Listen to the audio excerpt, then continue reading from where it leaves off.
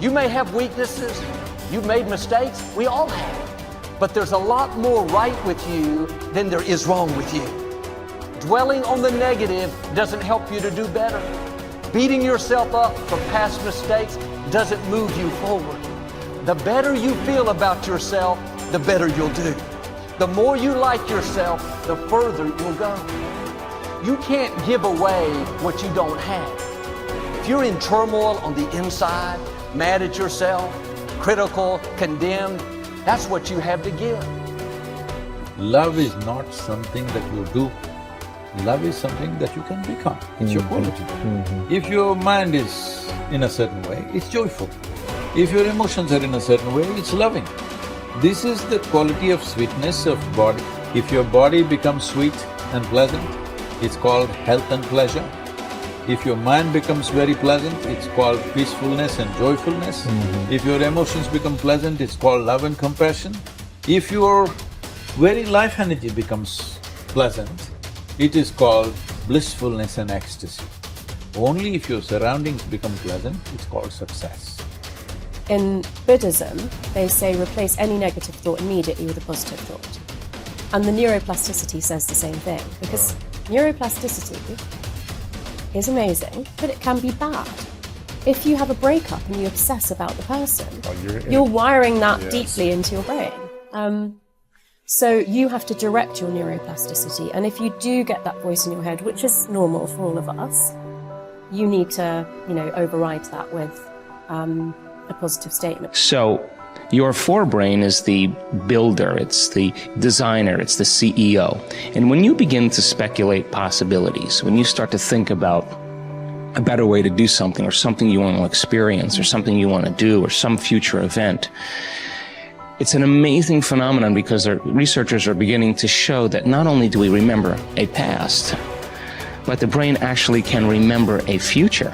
And so how does it do that? Well, because the forebrain has connections to all other parts of the brain, it can take a little bit of that knowledge from a specific neural network and a little bit of experience and another neural network of knowledge and another neural network of experience, and it can seamlessly piece it together to create a new level of mind. And then your brain gets a picture or an image, and then you transfix your mind on that image, and those neurons string into place that begin to fire and wire together.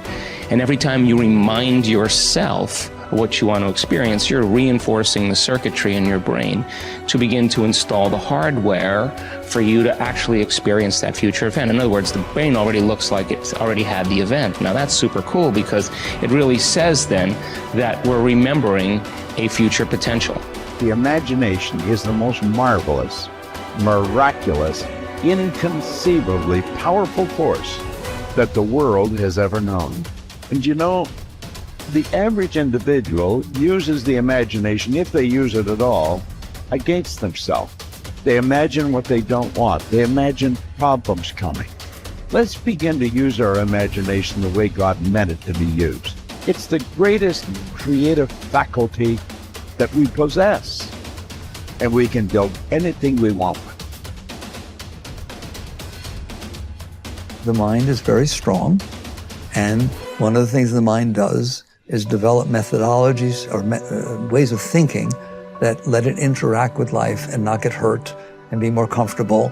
And it's the ego. When we develop a self-concept and we change it throughout our lives, but in general, there's a self-concept sitting under there saying, I was the one that did this, and I was the one that went to this school, and I'm the one that went there, and the one that my father left or stayed, or whatever the hell it is, And basically, all of this unfolds, and you end up developing patterns of thinking based upon the experiences you've had, all right? And what I'm saying, at least certainly in my experience, is that's not what makes you wake up. That's what keeps you from waking up, all right? The fact that you're identifying with these past experiences and saying that's who I am, well, it's not who you are. You are watching your ego, you see it get upset, you see it fix things, you see it have concepts and views and et cetera, and even you're obviously very intelligent, you can use your intellect to support the ego, to support that, and so on, right? Man's greatest burden is unfulfilled potential. Man's greatest burden is unfulfilled potential. And I say, when I look at the audiences, And I know that maybe only 1% are going to achieve their potential. Not fully. I still haven't fulfilled my potential, but unfulfilled potential is man's greatest burden. And it breaks my heart because I know what you kids are capable of. I know I've had kids with 80 IQ to 180 IQ that I mentored that have done big deals. Actually, the 80 IQ did better than the 180 IQ. Okay, and I know what they're capable of, and I know how 10 million or 100 million or whatever the number is changes lives, and then all of a sudden, you know, you believe that you can walk on water. You believe that you can take a loaf of bread and feed however many he was supposed to have fed, and make water into wine. And when you believe it, see, the true test of a leader is when you've trained other people to be leaders. It's in you, kids. I mean, you can do it. If you want it bad enough and you stay focused and you're willing to maintain that commitment. I have to go become more confident. I have to go become a person capable of doing these things. I have to change myself to get there. I can't wait for circumstances to change so I can have my dream. Then our dreams would never happen. We have to get to the point of maturity in our lives where we say, okay, 2 things are going to change my life.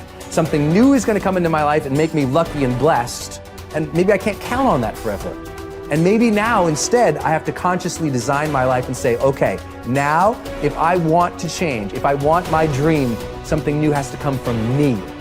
I'm going to become a better person. I'm going to become a person who is more optimistic, who is more confident, who is more driven. Not because I am that now, but because we can grow. That you can become the type of person who you need to be to achieve your ideal life. You can start today living from your highest ideals, your highest sense of self, your strongest sense of self. You don't need permission. You don't need a guy like me to look at the video camera and say, you have now permission. But if you've been waiting for it, you have permission. It's like at some point in your life, you just say, okay, I have permission to become my best self. And by becoming your best self, you start to achieve your best things. You start to contribute better things. You start to become a better human being. You can do that now, today. So next time you're thinking about a big dream, don't think about the things that, well, I don't know how to do that, and stop. Think, I don't know how. So set it up on your calendar to go learn those things. I don't have that, then set it up step by step to go build that. I'm not like that, then set it up step by step to go develop those skill sets and those competencies so you can become that, and ultimately you can achieve that dream. It's there, it's waiting for you. Don't stop. We are what we repeatedly do. Excellence then is not an act, but a habit. You are your most valuable asset. Your life, your potential, and your possibilities are the most precious things you have. Thus, your great goal in life should be to fulfill that potential and become everything you are capable of becoming. Your ability to learn, grow, and fulfill your potential is unlimited. Today, people are graduating from high school and college in their 70s, learning new subjects and developing new capabilities. Your ability to learn and remember can continue throughout your life if you keep your brain alive, alert, and functioning at its best. Your most precious financial asset is your earning ability. Your ability to work is your primary source of cash throughout your life. You could lose your home, your car, your bank account, and everything you own, but as long as you have your earning ability, you can earn it all back, and more, in the months and years ahead. Your biggest investment, most people don't realize this. They take their earning ability for granted. But it has taken you your entire life to develop your earning ability. Every bit of education, experience, and hard work that you have invested in learning your craft and developing your skills has gone into building this asset. Your earning ability is very much like a muscle. It can increase in strength and power year by year as the result of regular exercise. Likewise, the opposite is true too.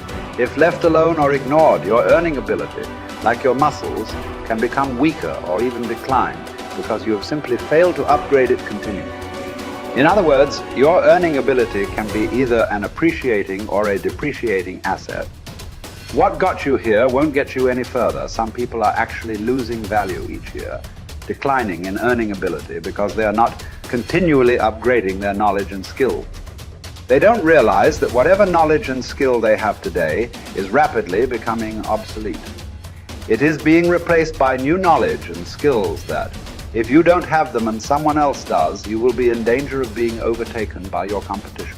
The achievement of personal excellence is a decision you make, or that you fail to make. But in the absence of a commitment to excellence in your chosen field, you automatically default to average performance, or even mediocrity. No one becomes excellent accidentally or by just going to work each day. Excellence requires a definite decision and a lifelong commitment. Knowledge and skill are the keys to the 21st century.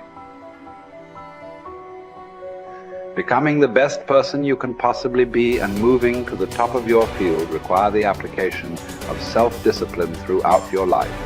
Mental fitness is like physical fitness. If you want to achieve either, you must work at it all your life.